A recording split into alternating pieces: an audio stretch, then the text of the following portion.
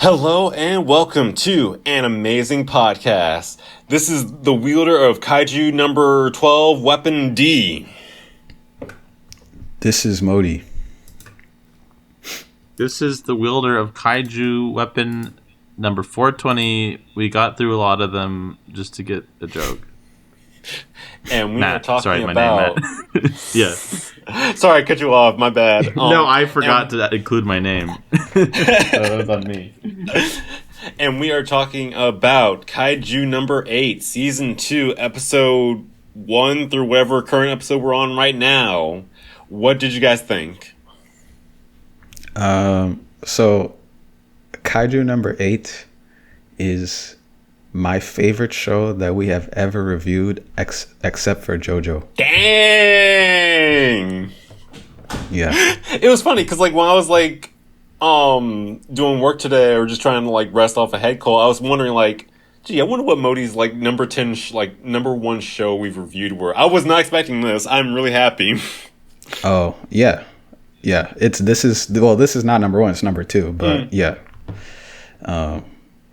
But also I would say number 1 and 2 are kind of clear of the rest. Yeah. I have to imagine. In my opinion, at least. Huh? I would have to imagine. Yeah, I guess, yeah. But yeah, I really am enjoying, I'm really starting to love Kaiju number 8. Mm-hmm. And yeah, I'm not going to say more than that. And I'll get more into the things I like when we get into it. But yeah, just as a intro. Nice. Matt, how are you feeling? What you thinking? It's pretty good, yeah. I think, I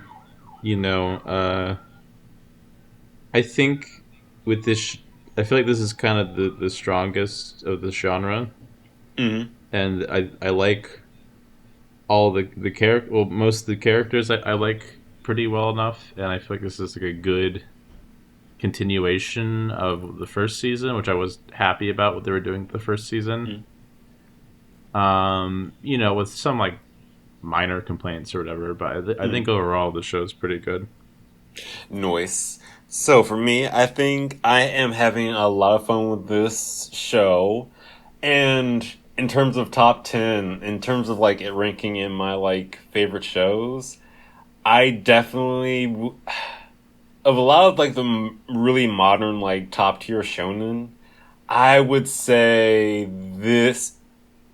It's tricky because this and Don are probably we're talking 2010s or 2020 or this current generation of Shonen Jump shows that are really blowing up right now. I would say this and Don are easily my favorites, and I easily enjoy them a lot more. I easily rate them higher than Jujutsu Kaisen and Chainsaw Man. I know that sounds completely psychotic, but for me, I'm right with you. Yeah. You also think I'm psychotic. But for me, I will say, repeat what you just last said. Sorry. I was saying how compared to the top shonen shows, I would say I prefer this a lot more than Jujutsu Kaisen and Chainsaw Man. Yeah. And I was saying how that's probably a really hot take. But all in all, I really enjoyed the tone of the show. I really enjoyed the action. I really enjoyed the pacing, and I did not expect to like this show as much as I did, just because of the whole vibe of the characters having this kind of show lends itself to having very reactionary protagonists, and I think it's written in a way where that doesn't really hurt it in any way. Yeah, that's so true. I didn't think about that, but you're right. The structure of the show, you would think it's because they're technically, if you look at it just on a basic level, they're just sitting around waiting for kaijus to show up and then fighting the kaijus. Yeah.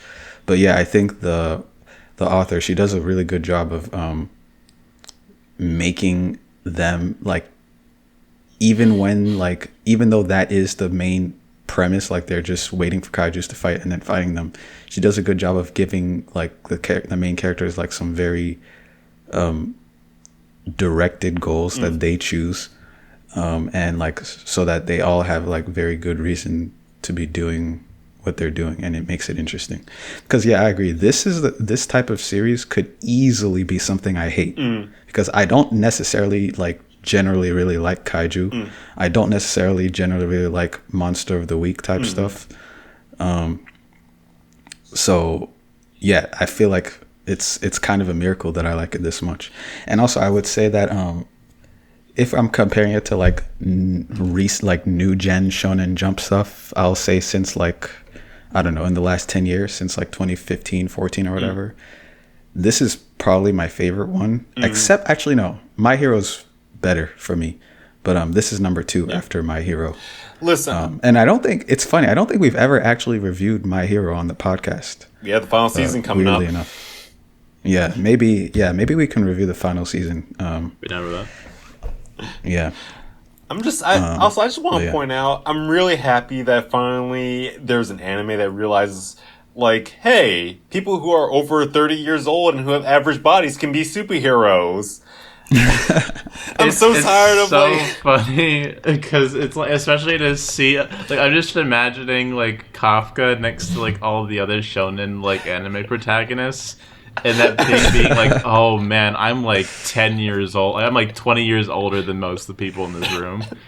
Like, I don't know if you ever like hung out with your cousins, right? And they're all like way younger than you, and you're like, oh. He's the only shonen protagonist who's legally allowed to drink.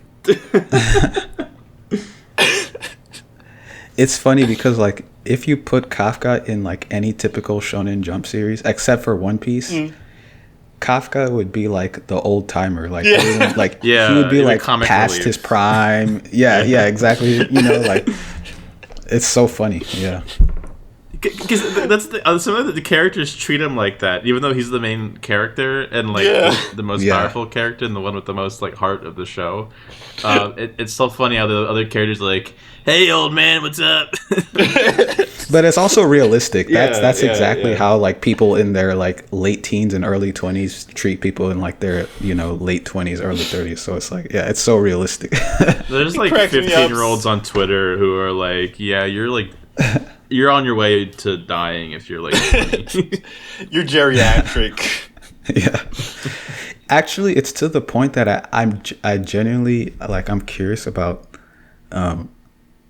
if this whole cast was aged down by like 10 years, including Kafka. Let's say like the whole cast was like high school. I'm sorry. We said like age down 10 years. Like Kafka would still be in his 20s and everyone would be like 5 years old. Yeah. I meant. You meant keep Kafka the same age, but you make the rest of the cast like even younger. I'm guessing, like My Hero. No. Okay. What I meant was, what I should have said was if everyone was just high schoolers, right? If it was like a typical thing, like everyone's high schoolers. I wonder how much more popular Kaiju number 8 would be. I'm just because I really wonder if part of the reason it's not. My bad. Yeah, I was just gonna say I really wonder if part of the reason it's not as. I mean, it is definitely obviously popular, but I wonder if it's not like. I feel like it should be like on a higher tier in terms of popularity than it is, and I wonder if the only thing that's stopping it from being that is just the fact that the main characters are not younger because you know the main target demographic of Shonen Jump can't relate as well. I guess maybe I don't know. Then again, you have Dragon Ball Z, which is like the biggest thing ever. So to be fair though, Dragon Ball Z, he was an adult most of the time, so I don't know. To be fair though, Dragon Ball Z started when he was young, so you kind of have that already inbuilt audience. Got you. Yeah, maybe. That'd be funny though if it was just like I love the idea of like someone like picking up Shonen Jump and just being like, ew, who's this old guy? I do feel that this is targeted more towards like, you know, kind of us. Yeah. Like kind of like maybe like probably like younger adults who like aren't like weirdos. Who who can relate more to like, oh, this guy is like has a little bit more relatable than like some like edgy, who still has that like passion of like I want to be like a cool anime hero, but I'm like in my 30s now, you know? Right. Yeah, and also the other thing that I just my thought god! about is Real quick, Matt. I think you're go ahead. 100% right on us being the target demographic, because if you notice it's a lot less horny than a lot of other like Shonen Jump shows. Yeah. Oh my god, Then that again, makes too much sense. Then again, the author's a woman, so That's she's not going to be insane. Like, I think we need to ban You know? men from writing manga. I'm sorry, it has to be done. I think because everything that's come out where we've been like, oh, this is really good. The person who wrote it is a woman. So yeah. But the other thing I was thinking of is that, like, I mean, we're probably not unique. So, like, there's probably a lot of people at this point now. Like, what am I trying to say? I'm trying to say that even though earlier I was saying the Shonen Jump main demographic is probably like teenagers or whatever, that might actually be changing at this point, because people like me and, you know, are still around. People who've been with Shonen Jump for like a long time are still around. So it kind of makes sense that maybe they would be branching out to be trying to make stuff that might be targeted towards older people, but still have that Shonen Jump energy, I guess, you know. Because honestly, with something like this, again, I don't know if it's just because it's the whole thing of being like the same age as the character, but the whole idea of like a dude trying for like 30 years, failing, and then like realize and still keep and like being able to like keep going. Yeah. I don't know. I can't tell if it's like the age matching or if it's just the idea that like, oh man, Deku tried for 10 years and he's crying all about it. Well, Kafka has been trying for 30, okay? Also, we can't get through a single episode without Deku hitting strays in some way. I love Deku, but he's such an easy target for like shonen characters. But or like his abusive dad being like, "Get over it, pussy." Also, put on the hero mask. Why aren't you more like Knuckle Dust? Oh my god, like Knuckle Dust was like favorite character and like shit. I was also like going back to like what Matt was saying. I would love it if like you have a Shonen Jump writer who's like, you have this one dude like Shonen Jump writer who's like really good, really great at his tasks, and he bring like the Shonen Jump folks finally call him over to come do a full-on face interview and just to see what he looks like, and then he walks into the studio, is like, oh my god, you're a guy, but you write so good.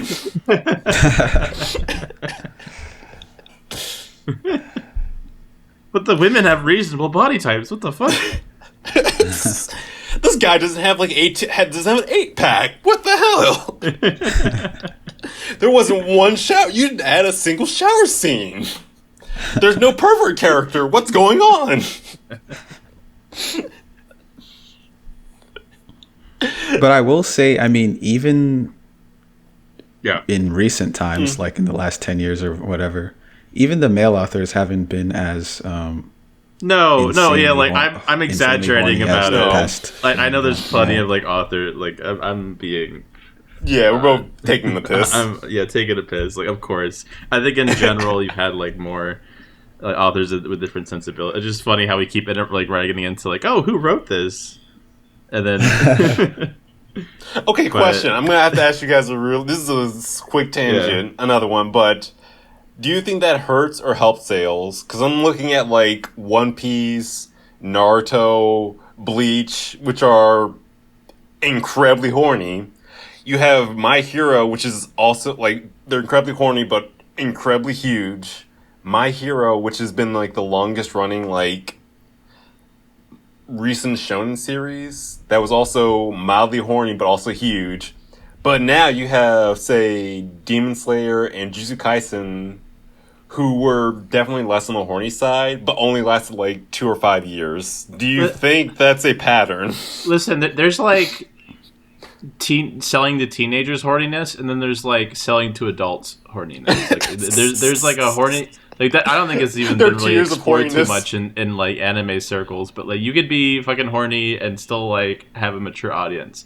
But anyways, I think like there's definitely still like a market for like, you know, some of the older styles that I'm like not a fan of that you see in like other stuff, and I think it's always going to be there. Like if you look at Mr. Beast, like he has to sell away his soul, but he still like makes tons of money, but his audience is like only children.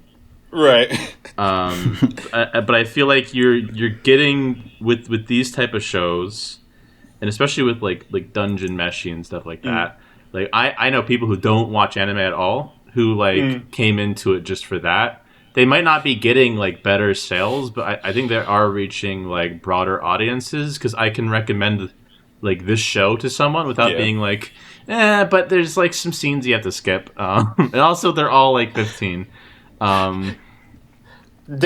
Yeah.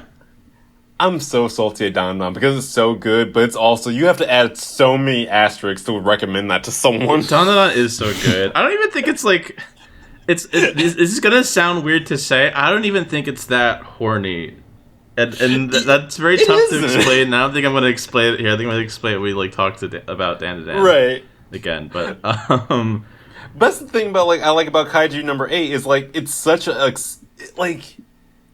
The writing's really good, the characters are really good, and it feels like such a fresh show, but it's so accessible. Like, it is your standard, like, Sam Raimi style superhero show down to the T, but for some reason it has that, like, Dungeon Meshi quality of, like, taking something that's, like, a familiar concept, but, like, completely refreshing it.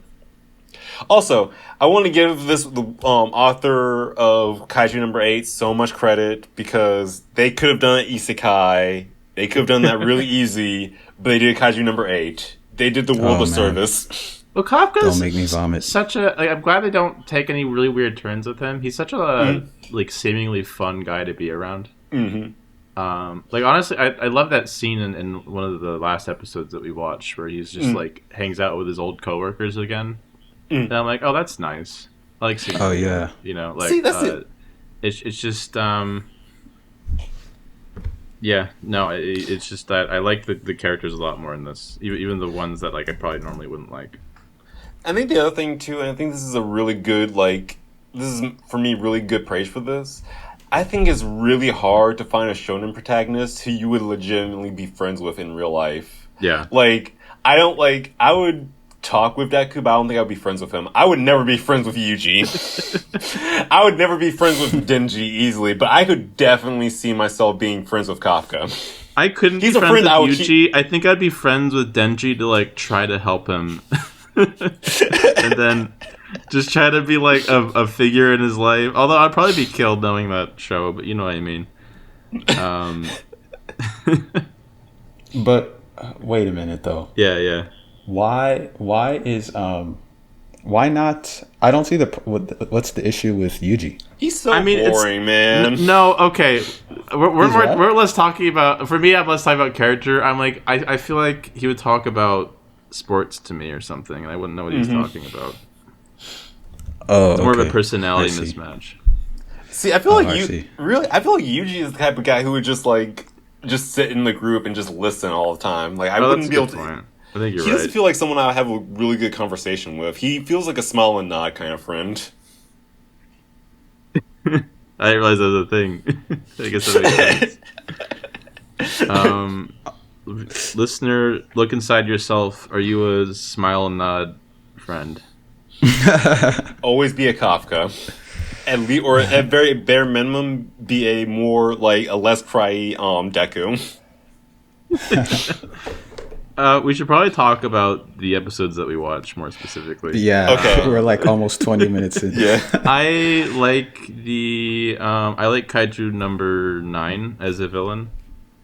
Me too. Very much. Very much so. I like him more as a little gangly mushroom guy than I do as a big muscly guy, but I feel like I like the way that he interacts with battles too. Like he just seems like he's just like processing it. It's almost like he's like detached from what's happening, and he's just like purely taking in information and like analyzing and then like reacting to it. And even like stuff will happen that surprises him. He's like, "Oh, that shouldn't have happened." Okay, but like almost like a very like analytical way to like approach like everything. See, and that's the other thing too. Like Kaiju number. So I typically am not a big fan of like the entire series built revolving around like one main villain. Mhm. But I think with Kaiju number 9, I have to make an exception because I really like the character. Because A, I like the whole like dichotomy of the main character is a tall dude who can turn into a kaiju, and he's going up against the kaiju that can turn into a little dude almost. And one thing that also sells it for me is I appreciate that like Shonen is always about like the main character like leveling up, leveling up, leveling up. I Yeah. appreciate like we're going back to the whole Dragon Ball Z Perfect Cell kind of approach where like the main villain himself is also leveling up as the show goes along. And again, back to like what Matt was saying, his personality and the writing behind him just feels so unique and interesting. Like we've had a lot of like monster characters who just act like regular people. I like the fact that Kaiju number 8, even though he speaks the language and he can interact with humans, he doesn't feel like an actual human. He feels like a completely different alien species, and not like an alien where it's like, oh yeah, he's just a human that's green. He just feels like he works on a fundamentally different level. Yeah. And honestly, I don't mind him getting buff. It's tricky. Like, No, I think it's fine. I said I prefer him as like. Honestly, a critique I might have is like I feel like he kind of sticks around a little too much in the last arc. Like I kind of would have preferred him to stay on the side and then just pop in and kill the guy and then have a brief fight and then leave. I feel like there's like too many I feel like they do the thing where they like get an upper hand on him and he tricks. Like I feel like that happened like 5 times before he finally fucked off. I feel like they could have used him a little bit less and to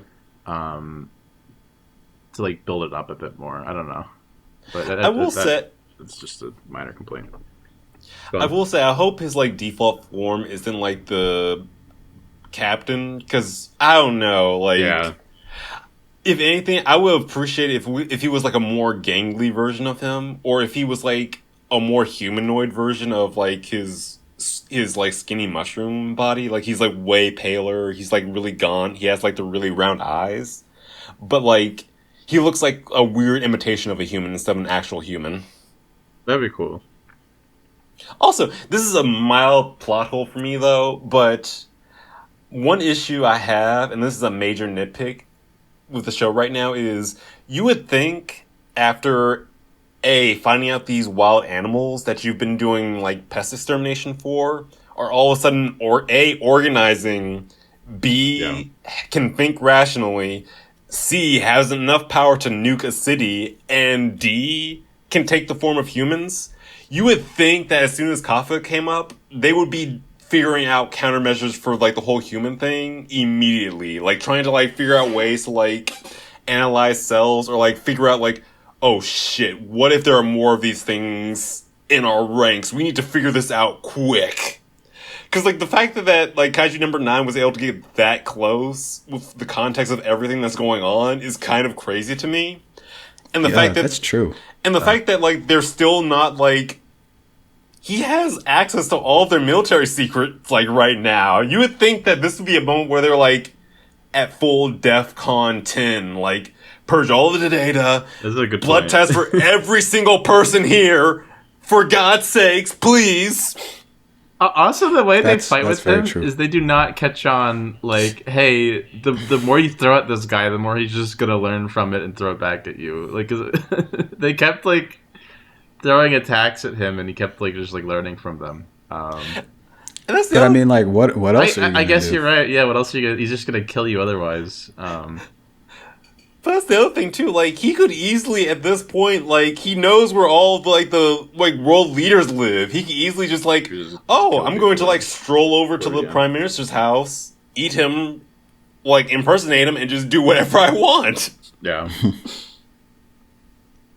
But that's a small nitpick aside from everything else. Like, I think the whole fight scenes were pretty good. The whole like Kafka finding his groove again with like the like mini Kaiju number 9s was a really fun scene.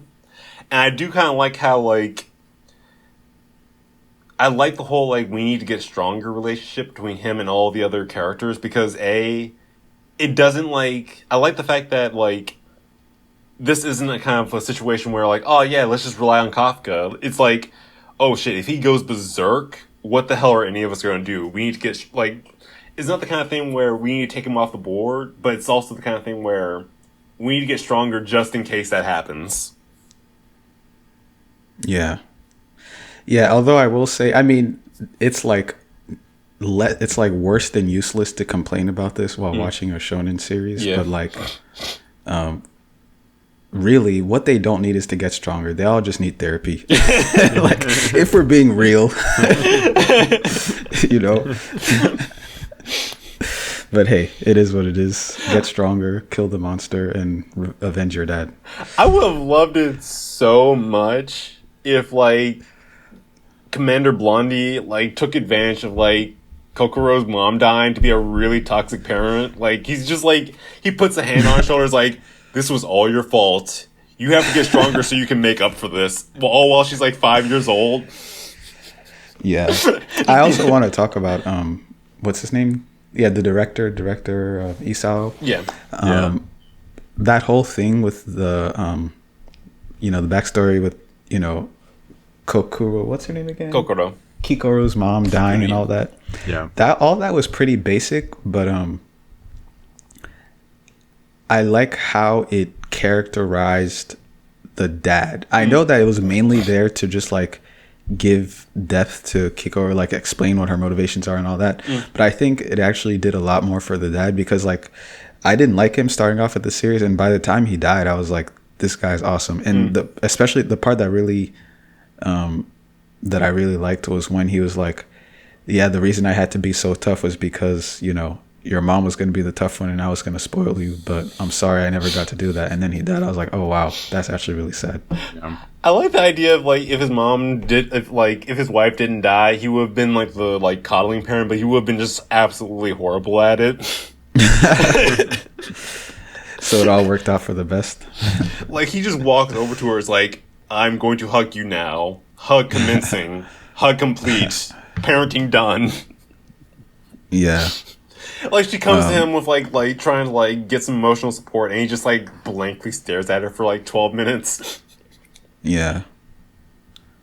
But yeah, like I'm very impressed with this character. I thought he was like, at the start of the series, I thought he was just going to be like an ape, like just one of those ape characters who was just like, you know, didn't see the value in Kafka, and he was just like, but no, he was very reasonable minded the whole way. I thought he was just going to be like, you know, destroy Kaiju at all costs. That's it, you know, but he has, I don't know, he has a brain and he has a heart, so yeah. Because it could have easily been like an Attack on Titan kind of thing where it's like, oh man, we have this super weapon that can, like, help us turn the tide. Burn it with fire. Yeah, exactly. Yeah. I would have been so mad if they took that because we talked about that last season. I was just so worried they'd be like, we only have one way to defeat these things. Let's kill it. Yeah. Yeah. Yeah, I mean, I don't know. I have to think I don't know if I ever really expected that to happen. I don't know. It's happened in worse shows. I guess it wouldn't have surprised me. Yeah, I would. Yeah, it wouldn't have surprised me if it happened.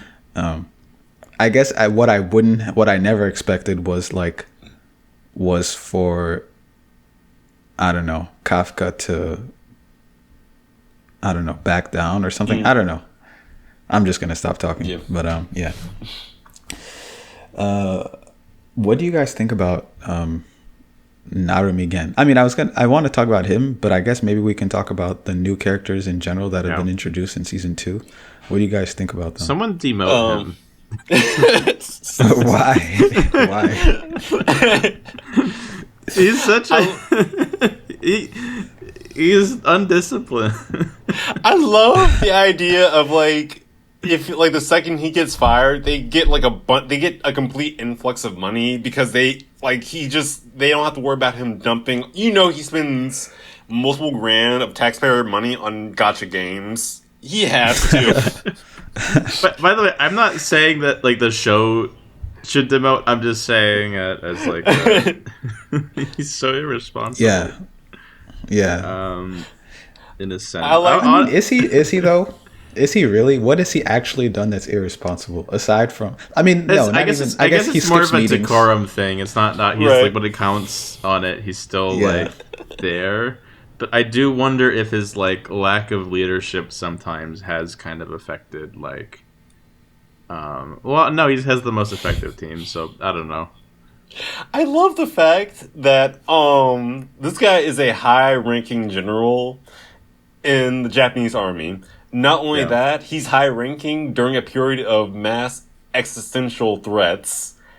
So he has to be making a lot of money in his position, but he still burns through it all on collectibles to the point where he has to ask his subordinates for loans. that initial scene was funny, where they open up the door and he's like huddled in a little playing video games. Finally reach. And honestly, okay, I have to say, like, reaching plat in any game while having like a serious full-time job is genuinely impressive. Like, just based off that, he gets credit from me. Okay, is it a full-time job though? Because I feel like he probably just goes to work when the kaiju show up. Yeah, probably. He's still to train, and he's presumably supposed to attend meetings and like train his team and go like. There's other responsibilities that I assume you would have as a sort of team leader. I do think I was expecting him to maybe change his attitude a little bit after the director died, and maybe like take some of the blame for like if I was more on top of it, if I wasn't so distracted, maybe I could maybe things could have played out differently. But they didn't need to do that. I just thought that would be a direction they would take with his character. Yeah. Yeah, I'm kind of glad they didn't, because I like his character. No, he's funny. I like his design too. I will say though, I kind of wish more of the like elite like captains had their own unique suit designs, because I feel like him having the same suit as all the grunts kind of makes him look a little less cool. Because like when you have them in a group, you can't really tell like who's the captain, who isn't. Yeah, that's true. Yeah, I think I can agree with that. Another thing I don't know if you guys have any other characters you want to talk about. Actually, I'm not even done talking about Narumi. Yeah. What do you guys think about his weapon? I think it's fine. Like, it's your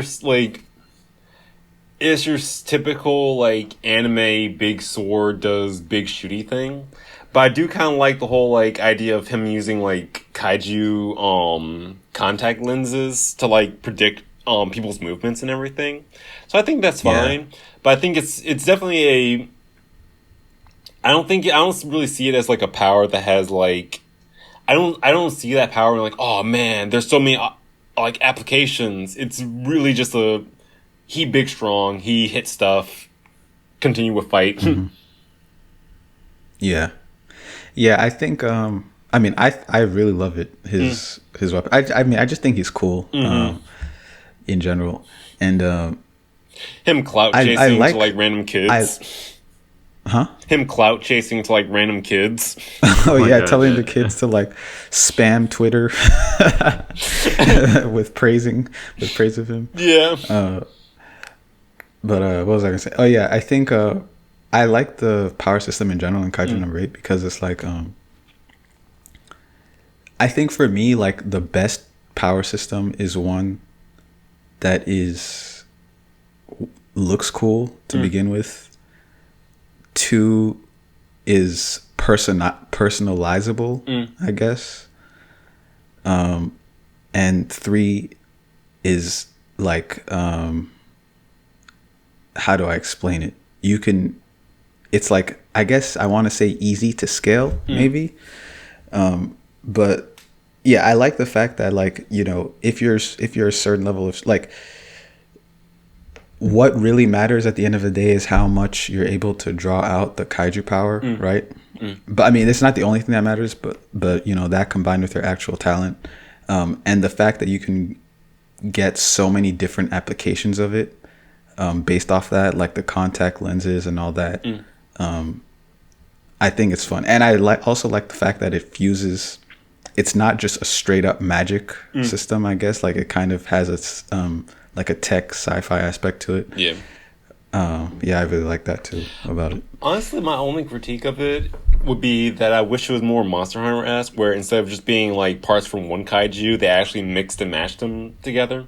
Like, oh yeah, his suit has the wings of one of the flying kaiju, but he also has the arms of like the gorilla kaiju, kind of stuff like that. Yeah. That way, it That is would be kind of cool. like more personal, like you said, personalizable, but also you can have like crazy combinations and stuff. Especially when we Yeah. have moments where we are like tearing through a lot of the Jobber kaiju, so we can get a nice sense of scale of like, oh, these are the baseline kaijus, these are the elite kaijus, and these are the S rank kaiju. Yeah, for sure. Mm-hmm. Do you guys have any other characters you wanted to talk about? I want to talk about lack of of some character exploit, because I mean, we might be just doing it for now, but I kind of hope we don't fully move on from the other guys. Yeah. Yeah, Because I was like, I agree. I hope we see more of them, and I hope, honestly, with how close like Kafka's motivation for getting better is with. Sorry, I'm blanking on her name. Kikudo. Mina. We see a lot less of her, especially compared. I like the vice captain, but we see like a lot more of him than we do of like anything from her. And I hope True. those characters get more chances to be explored. I was even curious about the more minor characters in the first season. I'm like, oh, I wonder what their whole deal is. But Yeah. I mean, I get it if we're just gonna kind of move on from some of them. Like that's just kind of how shows work. Is that some characters are just like, oh, we meet them and then we move on. But there's a bit of like attachment I have with them being like the initial group. You know. Do you think we're going to unfortunately, see? Do you think we're going to see more of those initial groups, or you think we're only going to see like silver-haired guy and like pompadour dude? I think we're only going to see those two pretty much, yeah. Yeah, and I don't even think we're going to see much of Pompadour Dude, honestly. Which is unfortunate because, yeah, those characters were interesting. But it really does seem like the series is, I don't know, it's heading towards an ending faster than I thought. So, fun fact, we're almost halfway through the series, apparently. Oh, okay. I was just about to say it feels like we're like halfway. So, okay, so that makes sense. Because now it feels like we're at the point where like all the characters are like rallying and like, okay, now we're going to fight back and all that. Okay, so yeah, that makes sense. But yeah, so because of that, I just don't think those smaller characters. Sorry, go on. Just saying, yeah. I don't mind that, honestly. But yeah, I don't even think that's a bad thing though for this series. Yeah. I think I kind of like it, especially because of all the how do I put it? Like all the not death flags, but like all the signs that the series is putting up that the level at which they're operating is not sustainable. Yeah. When you think about the fact that they introduced the fact that, if you use the numbered powered kaiju, whatever, it shortens your lifespan. The fact that Kafka, if he keeps using kaiju number 8's power, he won't be able to return to human. So it all feels like none of this is something that can like go on for a long time. And I'm happy with that. I want to learn more about kaiju number 9's motivation. I'm hoping to God it's something deeper than just we're kaiju, you're humans, we're better, and we're going to take you over. I really hope it's something at least a little bit deeper than that. I hope. To me, that's like what will be the difference between this series being good and this series being great. I think at the end of the day, we'll see. Okay, I hope it's something. I hope kaiju number 9's like motivation is something insanely petty, especially with how like cold and logical he is. I want him to have a final monologue about like, you stupid humans think you're so great because you have lips. You can enunciate properly with your flappy face meat. Never again. You all think you're so great. That would be funny, but that would be worse than just for me, at least, it would be worse than just, we're humans. And, I mean, you're humans, we're kaiju, we're better. I agree. There are some series where that kind of thing I think would work. But I think the tone of Kaiju number 8 is just not that kind of. It wouldn't work with the tone of Kaiju number 8. But hey, I mean, who knows? Well, it would also be kind of weird because the show kind of like it makes a point that Kafka, he's like a good kaiju, you know, like he's a and clearly like they can be reasoned with.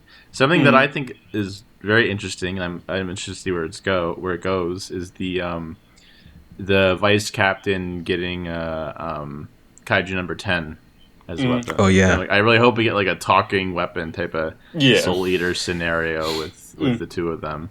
And I thought it was like, interesting that 10 was like, I enjoyed our battles so much that I want you to make me into a weapon so I could like fight the other like posers. Like I thought that was a cool little characterization from just like a character that I thought was like more of like a muhaha, I'm an evil brute type of character, and I want to see what they do with that. Yeah, honestly, I really like Kaiju number 10 as well. Yeah. I hope they do like a Venom style buddy cop thing with him and the vice captain, where he's like all calm, whereas like the Kaiju's like, yes, when do we punch it in the face? It's a 5-year-old. We can punch it easily. Yeah, I really hope that once he gets turned into a weapon or a suit or whatever, he doesn't lose his sentience. Yeah, because I feel like it would be a lot more interesting if he didn't, if he was able to like actually interact. I want him to like talk to him. I want him, like Dee said, I want him to venom with him, you know? Yeah. Honestly, okay, this is one thing I will say. Like, I am kind of glad that like Kaiju number 8 is in the series. This isn't a story that's going to take 12 years to like tell. But I do kind of wish like we had more stories in this universe. Like after like the Kafka stuff like ends, we cut to like a different part of the world, like say in America, and we're finding out like how like we're dealing with kaiju over on this end or something like that, or like maybe there's a new parasitic like kaiju or a new human who got kaiju powers kind of thing. Like expand the world. I know that after like the original manga ended like last month. Yeah. But there's like other side stories that they have, and I think the author's even working like on another Kaiju number 8 series. I don't know if it's like a proper sequel or if it's just like a spin-off or something. So it seems like they're building out the world more. So yeah. What do you guys think about this is something that I don't think I've ever seen in any series, is the fact that there seem to be so many, how do I put it, like so many top tier fighters in this. Like usually in like these battle series, you'll have like one or two people who are like clearly competing to be number one, right? Who are like clearly in like the running to be the best in the series. But in this one, there's so many. We have at first we had Mina, obviously. We also have what's his name? The sword guy, Soshiro. We have Narumi, obviously. We have Kafka as a kaiju. We have Kikoru. Like all these people, to me, I would say like they're all, maybe not Kiko, maybe Kikoru is like a little bit of a lower tier, but like they all seem to be like in the same range. And maybe that's because this series doesn't actually put as much emphasis as other series on like becoming the number one, becoming the best, so it can have so many strong ones. But I think that's interesting because like usually I would be able to tell like, okay, who is it that's like going to be the best, like the end of series number one strongest. And this one I really can't tell. I was surprised that Kikoru didn't get the number 6 kaiju, and it was what's his name? Oh, Reno. I forgot about Reno too. You see, there's another one, Reno getting the number 6 kaiju. So like it's interesting. Honestly, I appreciate that because I know like I've gotten to the point where I've gotten tired of like the main character being like the number one special the entire world revolves around. I like that, like, say if Kafka just died in battle, the world wouldn't be 100% guaranteed ended, kind of. Yeah, or any of them. That's the thing. Like usually there's like a character or two where like if they're not there, the fighting force is unbelievably drastically reduced. Right. But in this series, like I said, there's like 5 or 6 of them, you know. So that's is pretty crazy. Well, I also, like their motivations for wanting to be the best too. Like, even the characters that are kind of like, I have to get better, are more so because, like, oh, I have to keep up with Kafka, or I have to like be there to stop Kafka if he like turns, if he needs my help or something. Like if he Yeah. is consumed by the kaiju and stuff like that. I feel like makes it less of a competition.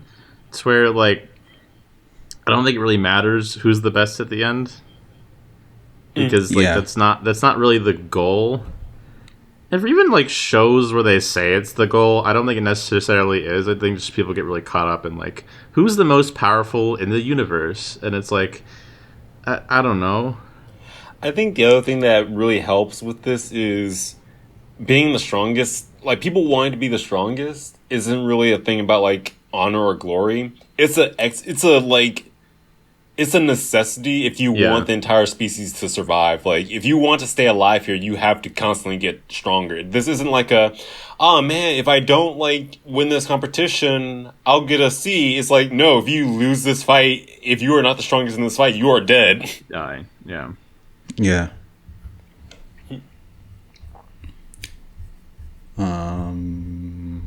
Anything else? Do you guys have anything else you want to talk about?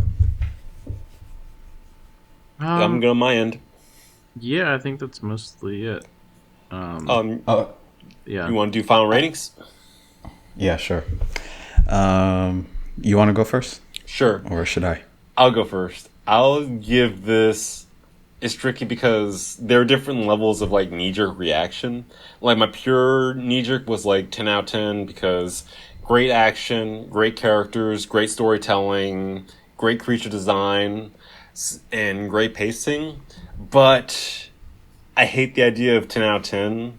So I'll say I don't have anything to complain about with these last couple of episodes. Like, all the pacing was good, the characters were good, the animation was good. So all in all, heck yeah, it's a super good show. Okay. I would give it probably. I'll probably give it like an 8 out of 10. Nice. I also can't really think of much that I dislike, or really anything that I dislike. We didn't really talk about like the animation stuff, but I thought it was really good. It was not as insanely good as like, Jujutsu or Dan or whatever, but it was good where it needed to be. Yeah. And I already talked about it when we first reviewed the first season, that I like the art style, I like the setting, I like all that stuff. I like the story, I like all the characters, literally all the characters. I like them. Yeah, I really don't have much of an issue with it. The only reason I wouldn't give it like a 9 or a 10 is because in my mind I'm thinking about the series that I've given 10s and a series I've given 9s, and there's no way I could justify putting. I feel like Kaiju number 8 is this is as good as a series can get before it reaches that like legendary tier for me, where I'm just like, this is one of the greatest things. That's the issue, though, because like the idea of like 10 out of 10 is like a perfect show, but for like you run into that problem of like you can't really like point out anything a certain show does wrong.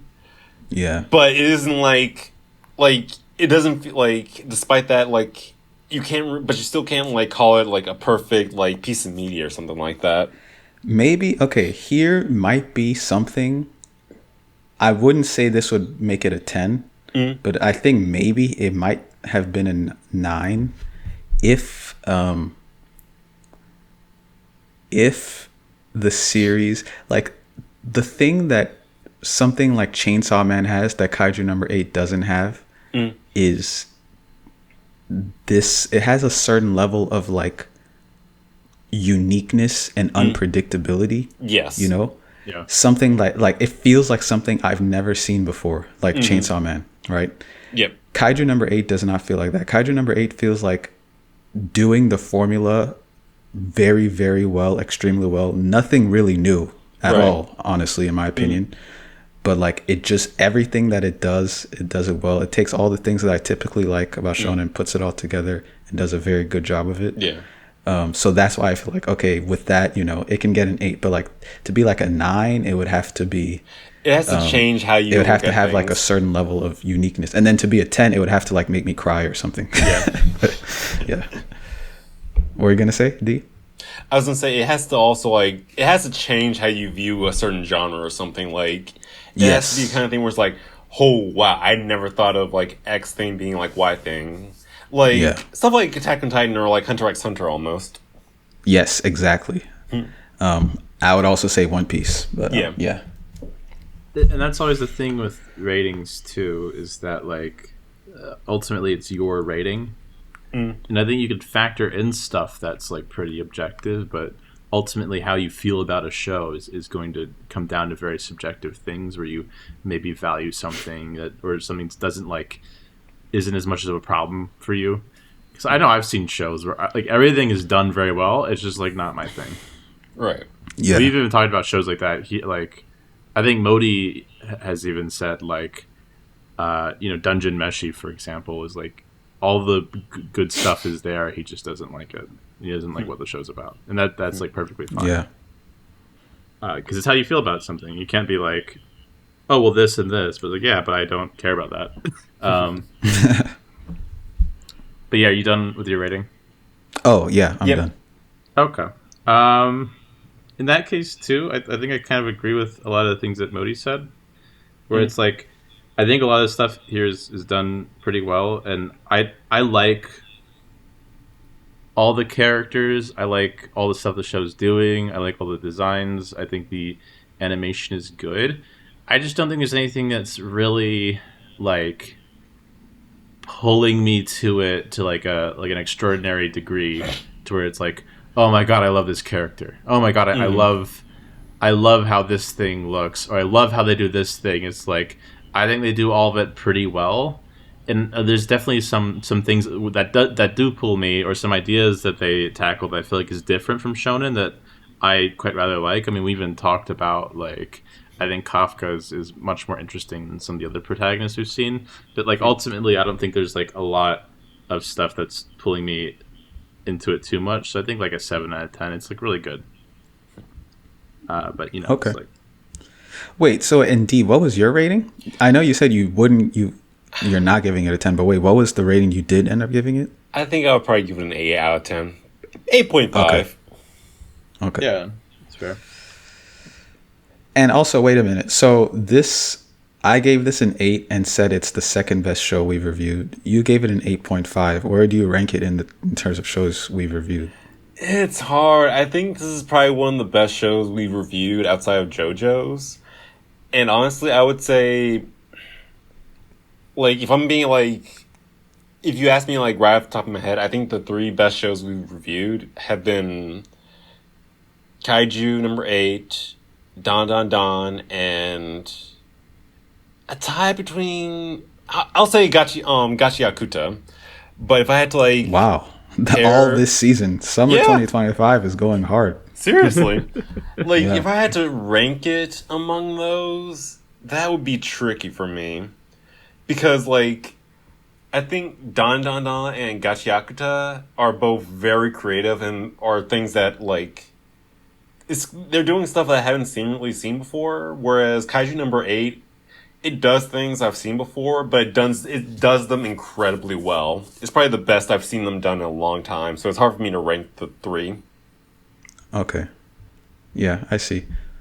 Yeah, I would probably agree with that. I do in terms of like how original Dandadan is compared to this.